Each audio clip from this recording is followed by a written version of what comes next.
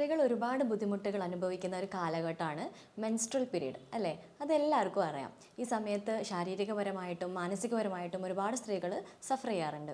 ഇപ്പം റീൽസിലാണെങ്കിലും ഒരുപാട് social media വീഡിയോസിൽ ഇതിനെ സംബന്ധിച്ചിട്ടുള്ള വീഡിയോസൊക്കെ നമ്മൾ കാണാറുണ്ട്. പാർട്ട്ണർ ചോക്ലേറ്റ്സ് മേടിച്ച് കൊടുക്കുന്നത്, മെൻ്റൽ സപ്പോർട്ട് കൊടുക്കുന്നതാണെങ്കിലും അല്ലെങ്കിൽ ഹോട്ട് ബാഗ് പിടിച്ച് കൊടുക്കുന്നതാണെങ്കിലും അങ്ങനെയുള്ള വളരെ സോഷ്യലൈസ്ഡ് ആയിട്ടുള്ള വീഡിയോസ് നമ്മളെല്ലാവരും കാണാറുണ്ട്, ഷെയർ ചെയ്യാറുണ്ട് അല്ലേ? പക്ഷേ ഈ ഒരു മെൻസ്ട്രൽ പീരീഡിന് മുമ്പായിട്ടുള്ള ഒരു ചെറിയ ഡ്യൂറേഷൻ ഉണ്ട്. ആ സമയത്താണ് അതിലും കൂടുതൽ അതായത് മെൻസ്ട്രൽ പീരീഡിനേക്കാൾ കൂടുതൽ സ്ത്രീകൾ സഫർ ചെയ്യണ ഒരു ഡ്യൂറേഷനാണ്. ആ ഒരു സംഗതിയെക്കുറിച്ചാണ് ഇന്നത്തെ വീഡിയോ. ഹായ്, ഞാൻ doctor Jaseera, doctor Hisham's health care, Calicut. Ovulation സംഭവിക്കുന്നത് ഒരു മെൻസ്ട്രൽ സൈക്കിളിൽ ഒരു സ്ത്രീക്ക് ഓവുലേഷൻ സംഭവിക്കുന്നത് മെൻസസിൻ്റെ 2 ആഴ്ച മുമ്പാണ്. അതായത് അണ്ഡോൽപാദനത്തിനും പീരീഡ്സ് സ്റ്റാർട്ട് ചെയ്ത് ഒരു 1-2 ദിവസം വരെയുള്ള ഒരു പീരീഡ്സിനാണ് നമ്മൾ പ്രീ മെൻസ്ട്രൽ പീരീഡ് എന്ന് പറയുന്നത്. ഈ സമയത്ത് സ്ത്രീകൾ അനുഭവിക്കുന്ന ഒരു പറ്റം ലക്ഷണങ്ങളുണ്ട്. അത് വൈകാരികപരമായിട്ടുള്ള പ്രശ്നങ്ങളാകാം, ശാരീരികപരമായിട്ടുള്ള പ്രശ്നങ്ങളാകാം, അതുമല്ല മാനസികപരമായിട്ടുള്ള പ്രശ്നങ്ങളാകാം. ഈ പറ്റം ലക്ഷണങ്ങൾക്കാണ് നമ്മൾ PMS അഥവാ പ്രീ മെൻസ്ട്രൽ സിൻഡ്രോം എന്ന് പറയുന്നത്. അപ്പം ഈ സമയത്ത് ഈ ഒരു കണ്ടീഷൻ, ഈ ഒരു സ്റ്റേജ് കൂടുതൽ ആളുകളും റെക്കഗ്നൈസ് ചെയ്യാതെ പോകുന്ന ഒരു അവസ്ഥയാണ് ഇപ്പോൾ ഉള്ളത്. ഇപ്പം എന്നല്ല, കുറഞ്ഞ കാലം മുമ്പ് വരെ. പക്ഷേ ഈ അടുത്ത കാലങ്ങളിൽ കൂടുതലും സ്ത്രീകളാണെങ്കിലും പാർട്ട്നേഴ്സ് ആണെങ്കിലും കൗൺസിലിങ്ങിന് പോയി പല സോഴ്സുകളിൽ നിന്നും ഈ ഒരു അവസ്ഥ റെക്കഗ്നൈസ് ചെയ്ത് അതിനെ അഡാപ്റ്റ് ചെയ്ത് വരുന്ന ഒരു കാര്യമാണ് ഇപ്പം സംഭവിച്ചുകൊണ്ടിരിക്കുന്നത്. ഞാൻ ഈ ഒരു ടോപ്പിക്ക് ഇന്ന് പറയാൻ കാരണം എന്താണെന്ന് വെച്ചാൽ, കുറച്ച് ദിവസങ്ങൾക്ക് മുമ്പായിട്ട് ഒരു കപ്പിള് നമ്മളെ ക്ലിനിക്കിൽ വന്നിട്ടുണ്ടായിരുന്നു. അവർ മെൻസ്ട്രൽ റിലേറ്റഡ് ആയിട്ടുള്ള കുറച്ച് സിംറ്റംസിന് ട്രീറ്റ്മെൻറ്റ് എടുക്കാൻ വേണ്ടിയിട്ടാണ് വന്നതെങ്കിൽ കൂടിയിട്ട് ഡീറ്റെയിൽ ആയിട്ടുള്ള കേസ് ടേക്കിങ്ങിലൂടെ ഇവരുടെ പ്രധാന പ്രശ്നം ഈ പ്രീ മെൻസ്ട്രൽ സിൻഡ്രോം ആണെന്ന് എനിക്ക് മനസ്സിലായി. കൂടുതലും ഇത് പറഞ്ഞത് ഹസ്ബൻഡാണ് നമ്മളടുത്ത് ഈ കാര്യം കൂടുതലായിട്ട് എക്സ്പ്രസ് ചെയ്തത്. അതായത് ഇത് ന്യൂലി മാരീഡ് ആയിട്ടുള്ള ഒരു കപ്പിളായിരുന്നു. അതായത് ഒരു 2 years ബാക്കാണ് അവരുടെ കല്യാണം കഴിഞ്ഞത്. ഒരു ചെറിയ കുഞ്ഞാണുള്ളത്. ഓക്കെ, അപ്പോൾ അവർ വന്നത് എന്താണെന്ന് വെച്ചാൽ, ഈ ബ്ലീഡിങ് റിലേറ്റഡ് ആയിട്ടുള്ള ഇഷ്യൂസ്, അതുപോലെ പീരീഡ്സിൻ്റെ സമയത്ത് വേദന അനുഭവിക്കുന്ന കാരണങ്ങൾക്ക് മെഡിസിൻ എടുക്കാനാണ് വന്നത്. അപ്പോൾ സംസാരിക്കുന്നതിന് ഡീറ്റെയിൽ ആയിട്ട് കേസ് ടേക്കിംഗ് എടുക്കുന്നതിൻ്റെ ഇടയിൽ ഭർത്താവ് പറഞ്ഞു, ഡോക്ടറെ, ഇവൾക്ക് ഇതിനേക്കാൾ പ്രശ്നം ഈ പീരീഡ്സ് ആവുന്നതിന് മുമ്പാണ് ഇവളെ ടോളറേറ്റ് ചെയ്യാൻ പറ്റാത്തത് എന്ന്. അപ്പോഴാണ് ഇവർ ഈ ഒരു അവസ്ഥ തിരിച്ചറിഞ്ഞിട്ടില്ലാത്ത കപ്പിളാണെന്നും ഇത് ഇവർക്ക് മനസ്സിലാക്കേണ്ട ഒരു കാര്യം, അതുപോലെ ഒരുപാട് കപ്പിള് ഇപ്പോഴും ഉണ്ട് എന്നുള്ള ഒരു കാര്യം മനസ്സിലായത്.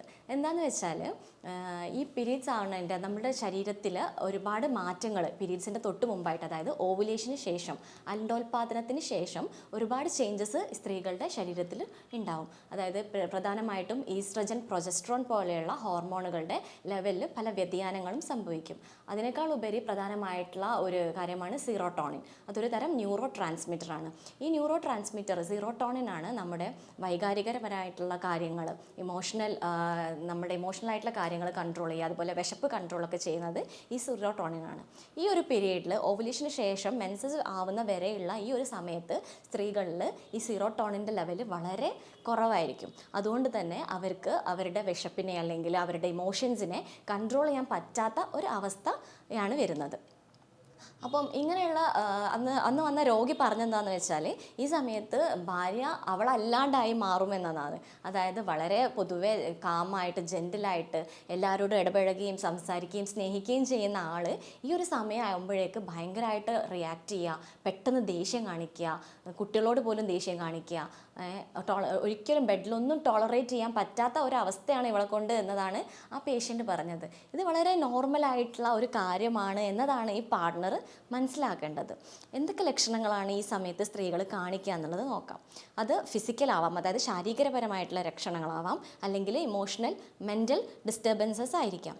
പ്രധാനമായിട്ടും വയറുവേദന ഉണ്ടാവും. പീരീഡ്സിൻ്റെ സമയത്ത് ഉള്ളതുപോലെ തന്നെയുള്ള അടിവയറ്റിൽ വേദന, നീർക്കെട്ട്, അടിവയറ് മൊത്തത്തിൽ നീര് വെച്ച പോലെയുള്ള ഒരവസ്ഥ തോന്നാം. അതുപോലെ ശരീരം ഒന്നായിട്ട് ഭാരം കൂടിയ പോലെ ഭയങ്കര വെയിറ്റിനോട് കൺസേൺ ആയിട്ടിരിക്കുന്നത് കാണാം ഈ സമയത്ത് സ്ത്രീകൾ.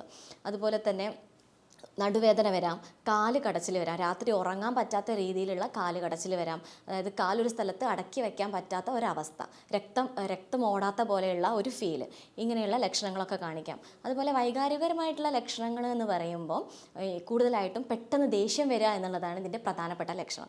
അതായത് ചെറിയ ചെറിയ കാര്യങ്ങൾക്ക് പോലും ദേഷ്യം കാണിക്കുക. കുട്ടികളൊന്ന് കരയുമ്പോഴേക്ക്, അല്ലെങ്കിൽ ഭർത്താവ് എന്തെങ്കിലും ഒരു ചെറിയ കാര്യം മിസ്റ്റേക്ക് ചൂണ്ടിക്കാണിക്കുമ്പോഴേക്ക്, നീ എന്തേ ഇത് ചെയ്യാതിരുന്നത്, അങ്ങനെ എന്തെങ്കിലും ഒരു ചെറിയൊരു കാര്യം ചോദിക്കുമ്പോഴേക്ക് അതിനെ ഓവറായിട്ട് റിയാക്ട് ചെയ്ത് ഒരു വർഷം മുമ്പ് മുതലുള്ള കാര്യങ്ങൾ എടുത്തിട്ട് സംസാരിച്ച് അങ്ങനെ ഭർത്താവിനെയും കുട്ടികളെയും അതുപോലെ വീട്ടിൽ മറ്റ് പലരെയും അസ്വസ്ഥരാക്കുന്ന ഒരു അവസ്ഥയിലേക്ക് ഈ സ്ത്രീകൾ വരാറുണ്ട്.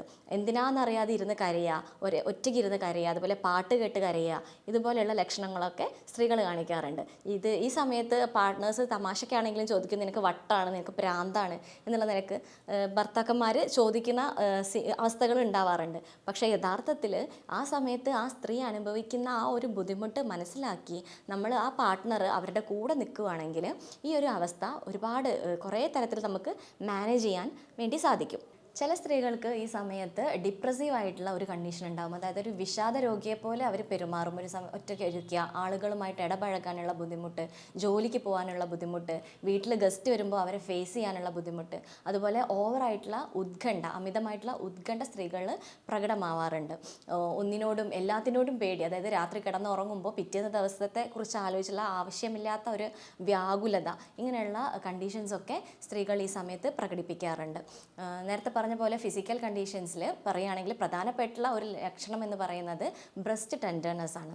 കൂടുതലും പ്രഗ്നൻസി സ്റ്റേജിൽ സ്ത്രീകളിൽ ബ്രസ്റ്റിന് വേദനയും കല്ലിപ്പൊക്കെ അനുഭവപ്പെടാറുണ്ട്. അതുപോലെ സിമിലർ ആയിട്ടുള്ള ഒരു സിംറ്റം ഈ സമയത്തും സ്ത്രീകൾ കാണിക്കും. ബ്രസ്റ്റ് തൊടാൻ പറ്റാത്ത, വെയിറ്റ് ഫീൽ ചെയ്യുന്ന പോലെയുള്ള ഒരവസ്ഥ. ഇതൊക്കെ കാരണം കൊണ്ട് തന്നെ സ്ത്രീകൾക്ക് ഈ സമയത്ത് ലൈംഗികപരമായിട്ടുള്ള താല്പര്യക്കുറവ് വളരെയധികം ഉണ്ടാവും. കാരണം ഈ ഓവുലേഷൻ മുതൽ മെൻസ്ട്രേഷൻ വരെയുള്ള ഈ ഒരു 2 ആഴ്ച കാലം പാർട്ട്ണർ നിർബന്ധമായിട്ടും സ്ത്രീയുടെ ഈ ഒരു അവസ്ഥ മനസ്സിലാക്കി അതിനനുസരിച്ച് പ്രവർത്തിക്കേണ്ടതാണ്. അങ്ങനെ നമ്മൾ ചെയ്യുകയാണെങ്കിൽ ഒരു പരിധിവരെ ഈ മൂഡ് സ്വിങ്സിനും വിഷാദത്തിനും ഈ കരയുന്ന അവസ്ഥക്കും ദേഷ്യപ്പെടുന്നതിനൊക്കെ ഒരു പരിധിവരെ ഈ അവസ്ഥ നമുക്ക് കൺട്രോൾ ചെയ്യാൻ സാധിക്കും. പിന്നെ ഇങ്ങനെയുള്ള സ്ത്രീകൾ ശ്രദ്ധിക്കേണ്ട കാര്യം എന്താണെന്ന് വെച്ചാൽ ഈ ഓവുലേഷൻ പീരീഡ് സ്റ്റാർട്ട് ചെയ്യണത് മുതൽ മെൻസ്ട്രേഷൻ വരെയുള്ള ആ ഒരു ഡ്യൂറേഷനിൽ ഭക്ഷണ കാര്യത്തിൽ കുറച്ച് ശ്രദ്ധിക്കണം. അതായത് കൂടുതൽ സ്പൈസി ആയിട്ടുള്ള ഭക്ഷണങ്ങൾ, മസാല ചേർത്ത ഭക്ഷണങ്ങൾ, അതുപോലെ പ്രോസസ്ഡ് ഷുഗേഴ്സ്, മറ്റേ ജങ്ക് ഫുഡ്സ്, സോഡ പോലെയുള്ള സാധനങ്ങളൊക്കെ പൂർണ്ണമായിട്ടും അവോയ്ഡ് ചെയ്യാൻ ശ്രദ്ധിക്കുക.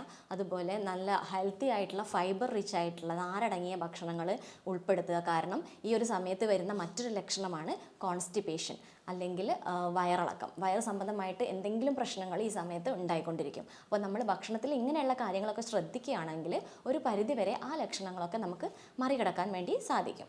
അതുപോലെ അൺഹെൽത്തി ആയിട്ടുള്ള ഫാറ്റ് ഒഴിവാക്കാൻ ശ്രമിക്കുക. കൂടുതൽ തവിട് അടങ്ങിയ ഭക്ഷണങ്ങൾ കഴിക്കാൻ ശ്രമിക്കുക. ഇതേ സമയത്ത് സ്ത്രീകൾക്ക് വരുന്ന മറ്റൊരു കാര്യമാണ് ക്രേവിങ്സ്. ഈ പ്രഗ്നൻസി സമയത്ത് വരുന്ന പോലെ തന്നെയുള്ള ചില ഭക്ഷണ പദാർത്ഥങ്ങളോട് അമിതമായിട്ടുള്ള ക്രേവിങ്സ് ഉണ്ടാകും. പ്രധാനമായും ചോക്ലേറ്റിനോടാണ് ഈ ക്രേവിങ് കാണിക്കുന്നത്. ആ സമയത്ത് ഡാർക്ക് ചോക്ലേറ്റ്സ് ചൂസ് ചെയ്യാൻ ശ്രമിക്കുക. അതാവുമ്പം മെൻ്റലി നമുക്ക് സാറ്റിസ്ഫാക്ഷൻ കിട്ടുന്നതോടൊപ്പം ഹെൽത്തി ആയിട്ടുള്ള ഒരു കാര്യമാണ് ഈ ഡാർക്ക് ചോക്ലേറ്റ്സ് കഴിക്കുക എന്നുള്ളത്. ഭക്ഷണത്തോടൊപ്പം തന്നെ ശ്രദ്ധിക്കേണ്ട മറ്റ് ചില കാര്യങ്ങളാണ് വ്യായാമം പ്രോപ്പറായിട്ട് മെയിൻറ്റെയിൻ ചെയ്യുക. മെഡിറ്റേഷൻ, യോഗ പോലെയുള്ള കാര്യങ്ങൾ റെഗുലറായിട്ട് ലൈഫ് സ്റ്റൈലിൽ ഉൾപ്പെടുത്തുക. അതുപോലെ തന്നെ നന്നായിട്ട് വെള്ളം കുടിക്കുക. ഈ സമയത്ത് കൂടുതലായിട്ടും നേരിയ ചൂടുള്ള വെള്ളം, തിളപ്പിച്ചാറ്റിയ വെള്ളം ഈ ഓവുലേഷൻ പീരീഡ് മുതൽ പീരീഡ്സ് ആവുന്ന ദിവസം വരെയുള്ള ആ ഒരു പീരീഡ്സിൽ ഒരു 8 മുതൽ 10 ഗ്ലാസ് വരെ വെള്ളം കുടിക്കുന്നുണ്ട് എന്നുള്ളത് ഉറപ്പുവരുത്തണം. അതുപോലെ കൂടുതലും അതായത് കൂടുതൽ ഈ കാര്യങ്ങൾ ഓവർകം ചെയ്ത് വരുന്ന ഒരു കാര്യമാണ് ഈ സമയത്ത് സ്ത്രീകളെ കൂടുതലും എൻ്റർടൈൻ ചെയ്യിപ്പിക്കുക. അതായത് അവരെ എൻഗേജ് ചെയ്യിപ്പിക്കുക എന്നുള്ളത്. അവർക്ക് താല്പര്യമുള്ള, ഇപ്പോൾ ജോലിയാണെങ്കിലും വീട്ടിലെ കാര്യങ്ങളാണെങ്കിലും അല്ലെങ്കിൽ അവരുടെ എന്തെങ്കിലും ഹോബീസ് ആണെങ്കിലും അതിൽ കൂടുതൽ അവരെ എൻഗേജ് ചെയ്യിപ്പിക്കാൻ വേണ്ടി ശ്രമിക്കുക. ആ ഒരു കാര്യം ചെയ്യുന്നതോട് കൂടിയിട്ട് ഇങ്ങനെ മെൻ്റലി ട്രോമ അനുഭവിക്കുന്ന സ്ത്രീകൾ അല്ലെങ്കിൽ സ്ട്രെസ് അനുഭവിക്കുന്ന സ്ത്രീകൾ ഒരു പരിധിവരെ ഈ ലക്ഷണങ്ങൾ മറികടന്നതായിട്ട് നമ്മൾ കണ്ടിട്ടുണ്ട്. ഈ ലക്ഷണങ്ങളൊന്നും തന്നെ നമ്മൾ പാർട്ട്നേഴ്സിൻ്റെ ഇടയിൽ ഒരിക്കലും നെഗ്ലക്റ്റ് ചെയ്യാൻ പറ്റാത്തൊരു കാര്യമാണ്. കാരണം ആ സ്ത്രീകൾ അവരനുഭവിക്കുന്ന ബുദ്ധിമുട്ടുകൾക്ക് പുറമെ തൻ്റെ ചുറ്റിലും ജീവിക്കുന്ന ആളുകളെ കൂടി കഷ്ടപ്പാടിലാക്കുന്ന ഒരവസ്ഥയാണ് ഈ പ്രീ മെൻസ്ട്രൽ സിൻഡ്രോം എന്ന് പറയുന്നത്. ഈ സമയത്ത് യൂഷ്വലി ഭർത്താക്കന്മാർക്ക് സ്ത്രീകളോട് അടുക്കാൻ തന്നെ പേടിയായിരിക്കും. കാരണം എങ്ങനെയാണ് അവർ റിയാക്ട് ചെയ്യുക എന്നുള്ളത് പറയാൻ പറ്റില്ല. അപ്പോൾ ഈ ഒരു സമയത്ത് നെഗ്ലക്റ്റ് ചെയ്യാതെ ഇതിനെന്താണോ ചെയ്യാൻ പറ്റുക എന്നുള്ളത് സ്വയം കണ്ടെത്തി മാനേജ് ചെയ്യേണ്ടത് വളരെ അത്യാവശ്യമായിട്ടുള്ള ഒരു കാര്യമാണ്. കൂടുതലും ഈ പ്രീ മെൻസ്ട്രൽ സിൻഡ്രോം ആർത്തവ വിരാമത്തോട് അടുക്കുന്നതോടെ ഇത് ലക്ഷണങ്ങൾ വർദ്ധിക്കുന്നതായിട്ട് കണ്ടുവരുന്നുണ്ട്. അപ്പോൾ ഈ ഒരു ലക്ഷണങ്ങൾ നിങ്ങൾക്കോ അല്ലെങ്കിൽ നിങ്ങളുടെ കുടുംബത്തിലോ സുഹൃത്ത് വലയത്തിലോ ആർക്കെങ്കിലും ഉണ്ടെങ്കിൽ ഇത് തീർച്ചയായിട്ടും ഇത് ഷെയർ ചെയ്തിട്ട് ഈ കാര്യങ്ങളൊക്കെ മനസ്സിലാക്കാൻ വേണ്ടി അവരെ ഹെൽപ്പ് ചെയ്യാം. ഇതിനെക്കുറിച്ച് എന്തെങ്കിലും സംശയം ഉണ്ടെങ്കിൽ നിങ്ങൾക്ക് താഴെ കൊടുത്ത നമ്പറിൽ കോൺടാക്റ്റ് ചെയ്യാവുന്നതാണ്. അപ്പോൾ അടുത്ത ഒരു നല്ല ടോപ്പിക്കുമായിട്ട് വീണ്ടും കാണാം. താങ്ക്സ്.